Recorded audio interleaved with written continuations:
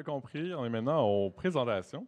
Donc, pour ouvrir le bal, on a un professeur de philosophie ancienne et d'esthétique à l'Université de Sherbrooke qui s'appelle Benoît Castel-Nérac et il nous offre aujourd'hui une présentation qui s'appelle Charité bien ordonnée commence par soi-même vraiment. À part faire de l'arbitrage de hockey et être danseur, chorégraphe à tout va, il nous offre ce soir un regard philosophique sur l'acte de donner, spécialement dans un contexte de communauté. On souhaite une très bonne présentation. Je vais commencer avec un quiz. Quand vous donnez, est-ce que vous donnez seulement pour l'autre ou vous donnez surtout pour vous? Seulement pour l'autre, levez la main. Seulement pour l'autre. Surtout pour vous? Non, non. Non. Quiz égale tout le monde répond. Mais vous, dans le fond, là, si vous avez le choix de dire si vous donnez pour vous ou vous donnez seulement pour l'autre, s'il vous plaît, levez la main. Seulement pour l'autre. Tout le monde, je vais voir dans le fond si vous y en a. OK, il y a encore un peu d'humain. Seulement pour soi, les autres. OK? Bon. C'est pas facile, hein, comme question. Alors, j'aimerais contribuer à cette question et à ce problème, en fait, comme philosophe. Nous, les philosophes, on travaille plusieurs choses, mais on travaille aussi sur la logique. Et donc, ce que je vais faire aujourd'hui, c'est d'expliquer deux aspects du don, deux aspects du don, sa nécessité et la liberté qu'il implique. En une phrase, le don est nécessaire dans n'importe quelle société, mais il ne peut pas être forcé parce que sinon, ce ne serait plus du don. Reformulons, il est nécessaire de donner et pourtant, ça reste à la discrétion de chacune et chacun. La logique de ça, c'est que la nécessité suppose une obligation ferme. Pourtant, la liberté suppose au contraire la possibilité d'agir comme on veut. Cette situation contradictoire est au cœur de la nature humaine et de notre société. La même situation peut susciter les plus beaux gestes, mais aussi les plus laids. C'est pourquoi je vois un problème avec l'expression « charité bien ordonnée commence par soi-même ». En effet, s'il faut toujours attendre d'être bien servi avant de servir quelqu'un d'autre, la charité se réduit à un surplus donné de manière raisonnable, avec une notion de calcul en tête. Mais la générosité est-elle toujours un calcul? Une générosité calculée, est-ce encore de la générosité? Voyons donc la logique du don pour voir si, entre nécessité et liberté, il est possible de répondre à cette question.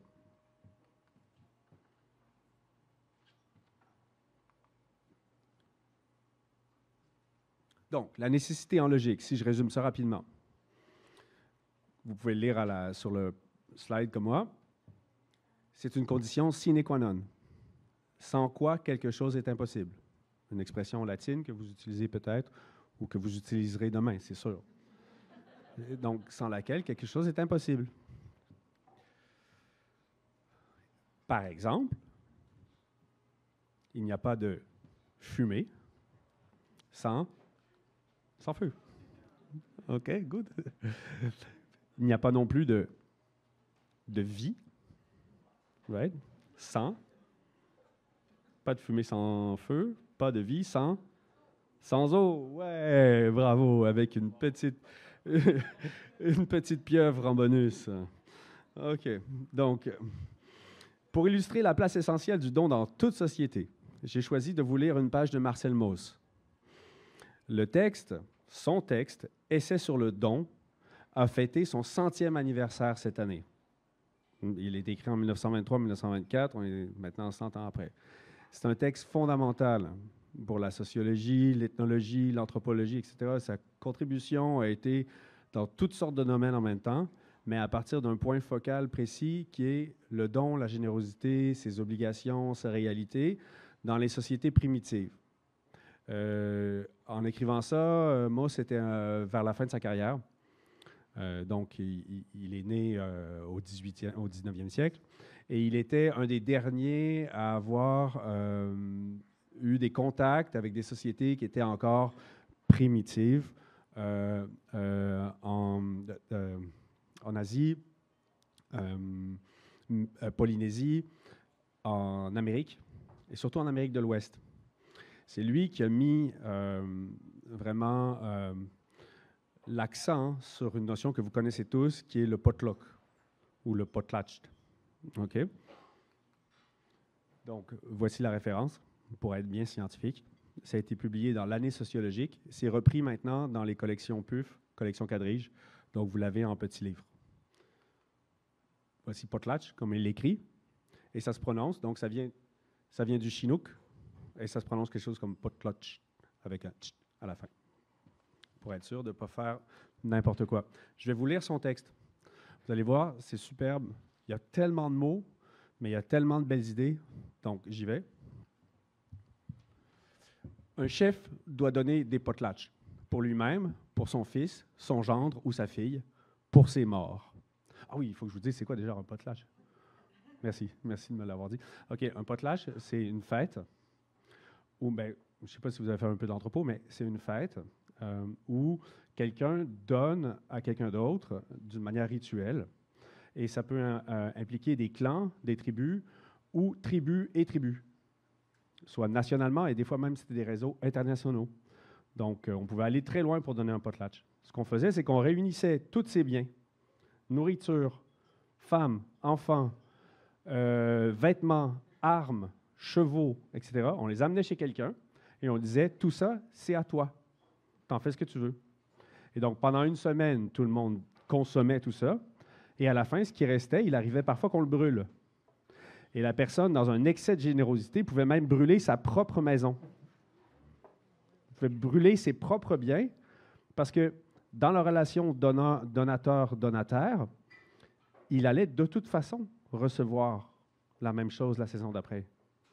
Donc, c'est plus qu'une tradition, c'est vraiment une manière de fonctionner qui est à l'origine de nos sociétés, ce que Mauss appelle une prestation totale, c'est-à-dire que ça implique l'ensemble de l'économie, qui était basée sur la générosité. Après, toutes ces relations économiques ont été spécialisées dans ce qu'on appelle, nous, maintenant, des contrats, des relations familiales, des relations économiques, etc., etc. La thèse de Mauss, c'est de dire que les sociétés primitives, en fait, elles étaient basées sur la générosité. Et ce qu'on a fait, nous, c'est qu'on a pris tous les actes de générosité et on les a codifiés selon la manière dont on le faisait. Donc, comment on se marie? Ben, on donne une femme. Comment on donne une femme maintenant? Ben, c'est avec une bague, avec un bouquet, avec une dot, peut-être, si on est vraiment old school. Donc, je lis ce texte. Un chef doit donner des potlatches pour lui-même, pour son fils, son gendre ou sa fille, pour ses morts. Il ne conserve son autorité sur sa tribu et sur son village, voire sur sa famille. Il ne maintient son rang entre chefs nationalement et internationalement que s'il prouve qu'il est hanté et favorisé des esprits et de la fortune, qu'il est possédé par elle et qu'il la possède. Il ne peut prouver cette fortune qu'en la dépensant, en la distribuant, en humiliant les autres, en les mettant à l'ombre de son nom. Ce noble, ça c'est les noms des tribus, Quatkiult ou Haïda, a exactement la même notion de la face que le lettré ou l'officier chinois. On dit de l'un des grands chefs mythiques qui ne donnait pas de potlatch qu'il avait la face pourrie. Même l'expression est ici plus exacte qu'en Chine, en Chine c'est perdre la face, car au nord-ouest américain, perdre le prestige, c'est bien perdre l'âme. C'est vraiment la face, c'est le masque de danse, le droit d'incarner un esprit, de porter un blason, un totem, c'est vraiment la persona qui sont ainsi mises en jeu. Le texte parle de lui-même. On voit une économie entièrement dirigée par le don, avec la possibilité pour certaines faces pourries de s'y soustraire. Je vais revenir à la soustraction à l'obligation. Mais pour Mauss, ce système de don se retrouve à des degrés divers dans toutes les sociétés primitives. Dans la société qui est la nôtre, l'État a remplacé le chef de la tribu.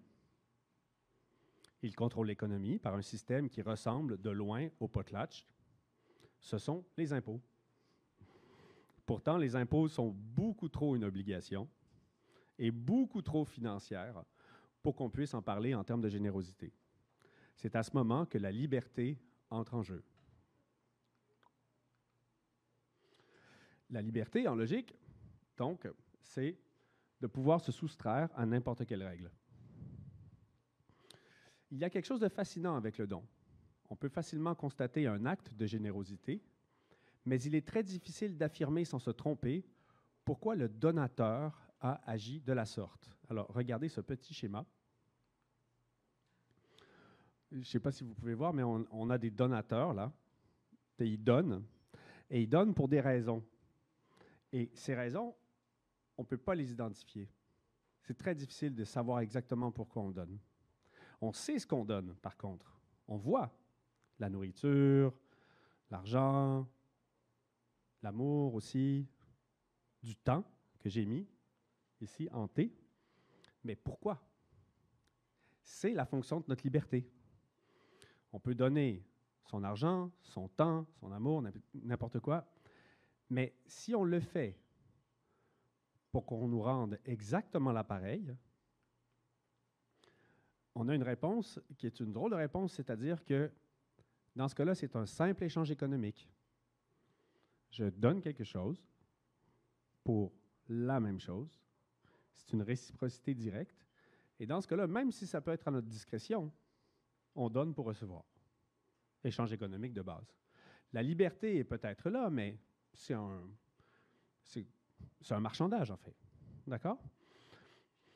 Donc, il doit y avoir une liberté supérieure de pouvoir donner quelque chose pour quelque chose d'autre qui relève simplement de notre discrétion. C'est à notre discrétion de donner ce qu'on veut et pour ce qu'on veut. À mon avis, si on enlève ça du don, ça ne marche pas. Donc, cette liberté est constitutive du don. C'est en partie la raison pour laquelle le don peut être fait pour des idéaux, des symboles, des entités spirituelles. À chacun de trouver dans le don ce qu'on cherche. Si vous voyez que ça ne peut pas être simplement réciproque, dans ce cas-là, argent compte temps, argent compte nourriture, nourriture compte du temps, nourriture, etc. Et ce que j'ai mis en bas, on a ici l'amour, on peut donner du sang, on peut donner pour la religion, etc., etc.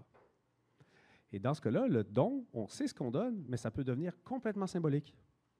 Ça peut être pour une idée, pour une raison, pour quelqu'un qui est aux cieux, pour rien, pour la beauté de la chose, etc., etc. Vous voyez où je veux en venir. Donc, j'arrive à ce schéma-là, qui est un peu bizarre, mais qui représente mon idée.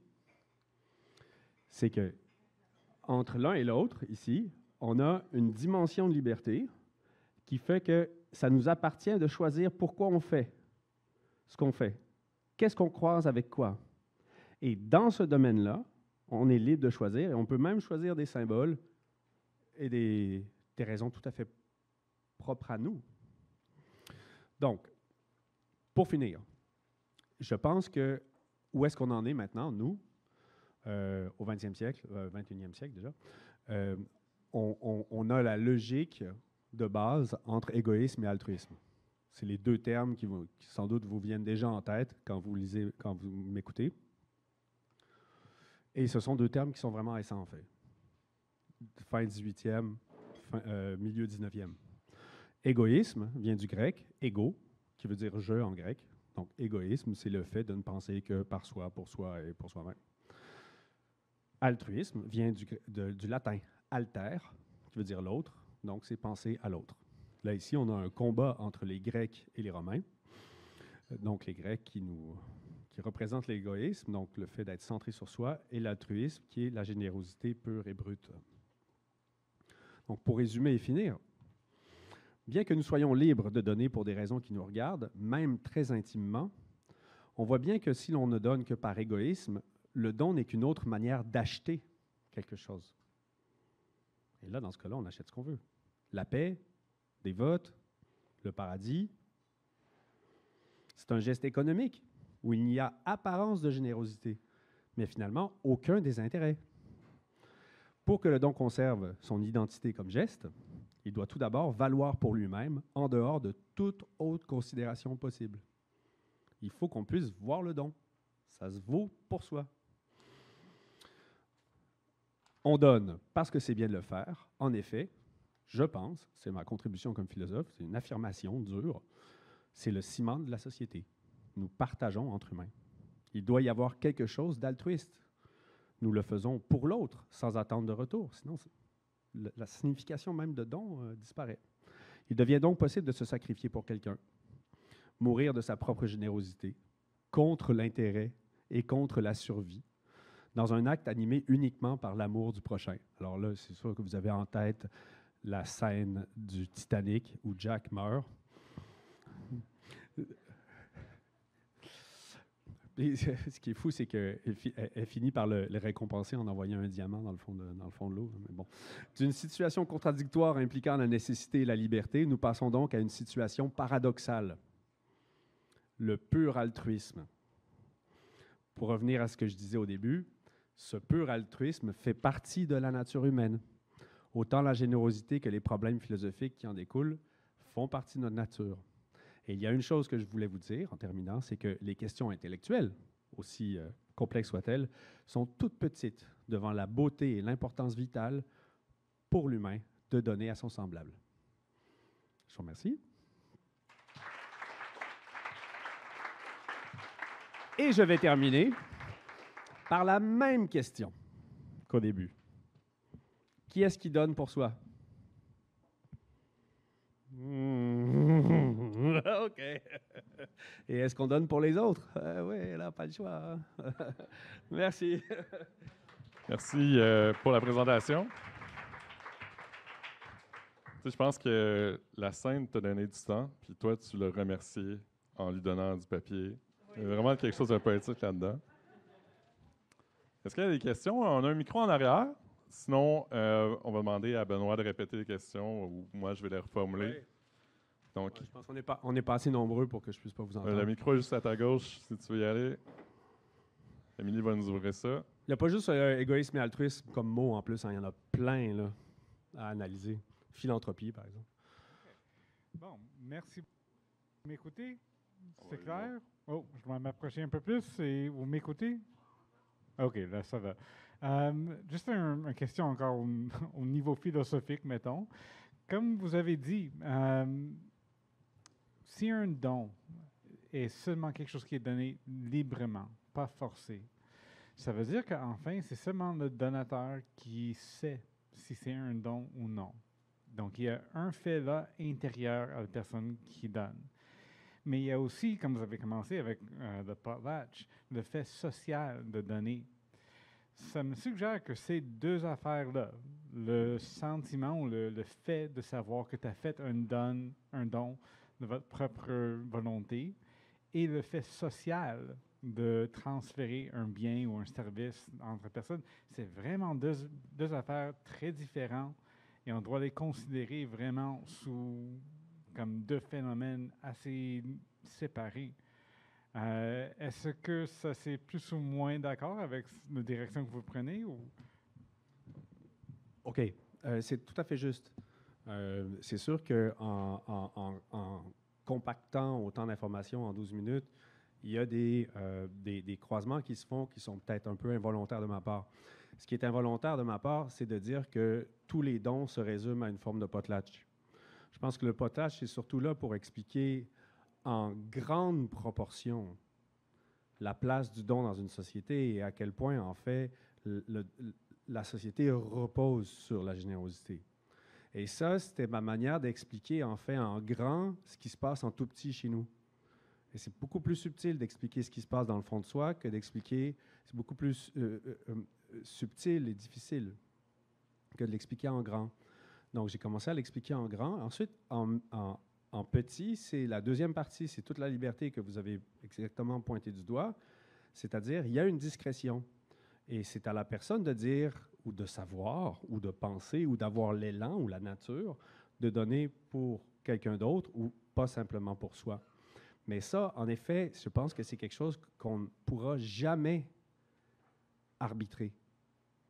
C'est seulement la personne par rapport à elle-même qui peut arbitrer si elle le fait avec des intérêts par altruisme ou si elle le fait par égoïsme. C'est trop subtil, c'est trop à la discrétion de chacun. Et je pense que dans ce cas-là, tous nos imaginaires, nos expériences, nos relations avec nos parents, avec nos proches, l'époque dans laquelle on se trouve dans notre vie va avoir une influence directe sur cette liberté-là. La liberté qu'on a dans l'échange entre ce qu'on donne et ce qu'on reçoit ou ce qu'on ne reçoit pas.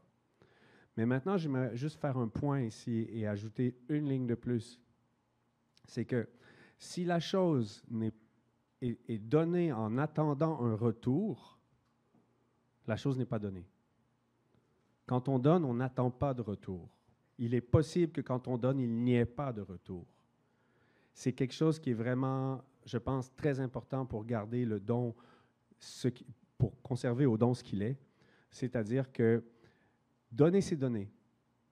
Si on veut reprendre après, c'est qu'on n'a pas donné. C'est qu'on pensait faire un bon deal. On pensait être dans le donnant-donnant. Non, on donne, c'est tout. Il faut oublier après. Ça serait ma réponse. Je peux l'illustrer d'une certaine manière aussi. Quand je pensais à cette présentation, j'écoutais la radio et c'était à Énergie, le segment Révélation je ne sais pas si vous connaissez, sans doute pas, mais c'est un segment où, à la radio où les gens font une déclaration extraordinaire à quelqu'un, soit qu'ils détestent ou soit qu'ils aiment. Et cette fois-là, c'était un propriétaire qui voulait donner 7 mois de loyer à son locataire, parce que son fils venait d'avoir la leucémie. Et lui, il venait de perdre sa job, le locataire, et perdre sa job, perdre ses revenus, et il n'arrivait pas à payer son loyer. Donc, en direct, à la radio, il y a le propriétaire qui parle à son locataire, qui lui dit « Tiens, je viens de donner 7 mois de loyer. » L'autre, évidemment, commence à pleurer, tout le monde pleure, les animateurs radio pleurent. Puis là, ils ouvrent la ligne radio, la ligne téléphonique, puis là, les gens parlent du gars, puis il y a quelqu'un qui arrive puis qui dit « Tu sais, de toute façon, là, je le sais que ça va te revenir d'une manière ou d'une autre. » Mais oui, évidemment, ça va lui revenir d'une manière ou d'une autre. C'est en train de lui revenir. Mais moi, si j'avais été à l'autre bout puis j'avais été le propriétaire, j'aurais dit « Mais je m'en fiche que ça m'en vienne. Je donne, c'est donné, c'est fait. J'ai déjà fait tout le travail. Peut-être ça va revenir, peut-être ça ne reviendra pas, mais si ça ne revient pas, je ne peux pas blâmer personne. Je l'ai fait. » Ça, c'était comme un moment eureka pour moi. J'ai dit « Ah ouais, ça, c'est quelque chose que je vais continuer de marteler. » Je pense qu'on peut finir là-dessus. Merci beaucoup, Benoît.